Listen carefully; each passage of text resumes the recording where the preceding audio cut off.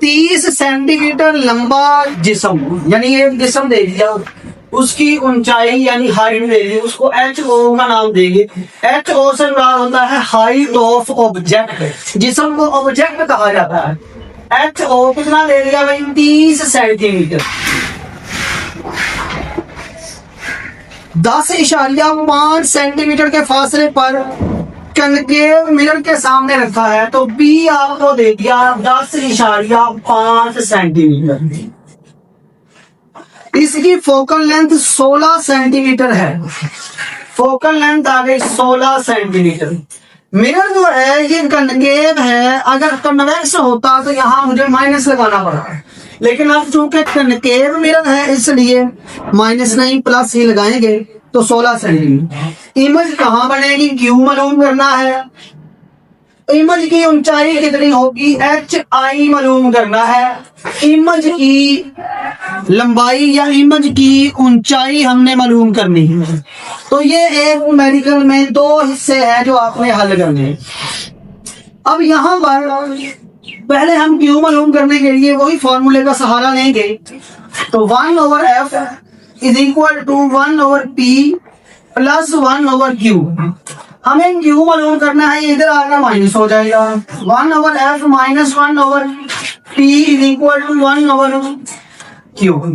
यहाँ पर एलसीएम ले लें, उसी तरह से हम इसको यहीं पे सेट कर लेते हैं। एलसीएम क्या आ गया भाई? FP, ये P इधर चला गया, minus F is equal to 1/q। हमें जस्ट Q फाइंड करना है, तो हम यहाँ पर Q फाइंड करने का फॉर्मूला हमने बना लिया। क्या है भाई? FP divided by P minus F। तो ये आपने वैल्यू जो है, ये फॉर्मूला जो है डायरेक्ट याद करके भी इस्तेमाल कर सकते हैं। ये 3 स्टेप आपको करने की कोई खास जरूरत नहीं है। अगर आप इनको ऐसे ही याद कर सकते हैं तो ऐसे ही याद करो, डायरेक्ट लगाएं, वैल्यू पुट करें। F की वैल्यू क्या है भाई? 16। P की वैल्यू 10.5, P की वैल्यू 10.5 माइनस F की वैल्यू 16।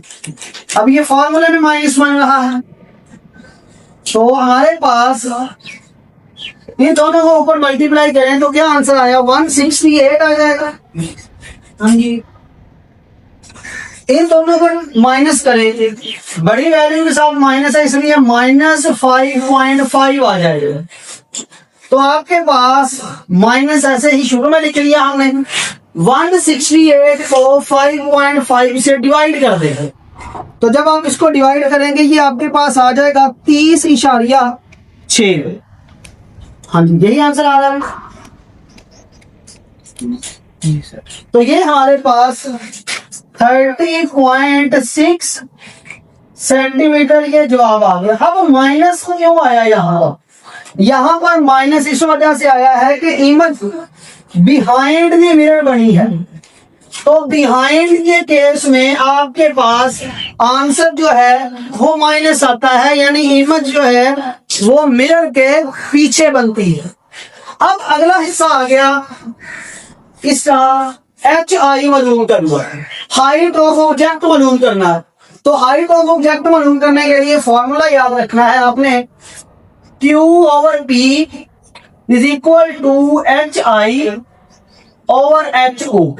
ये हमारे पास एक फॉर्मूला है, हमने HI मालूम करना है, तो HI होगा Q/P मल्टीप्लाई के कराते मल्टीप्लाई हो गया HO। Q की वैल्यू क्या है? 30.6। माइनस नहीं यहाँ पे लगानी, वजह माइनस सिर्फ ये बताता है कि बिहाइंड है, पीछे है। आपने यहाँ पर सिर्फ ये नंबर लिखना है 30.6, और P की कीमत क्या है? 10.5 जरब HO कितना है भाई? 30। चलेंगे 30.5 तकसीम 10.5 करें, तो जब आपने सारे कर दिए, पहले हम दोनों को डिवाइड कर लेते हैं। 30.6 तकसीम 10.5। तो ये हमारे पास आ गया 2.914 मल्टीप्लाई बाय 30। तो एच आई बच्चे हमारे पास क्या आ गया, इसको मल्टीप्लाई कर दे 37.4, तो ये आ गया 87.4। ये 28 है, हम इसको 3 बना लेते हैं। तो ये हमारे पास आंसर आ गया भाई, height of the image centimetre. तो ये था हमारे पास न्यूमेरिकल नंबर 8। तो ये इस तरह से न्यूमेरिकल नंबर 8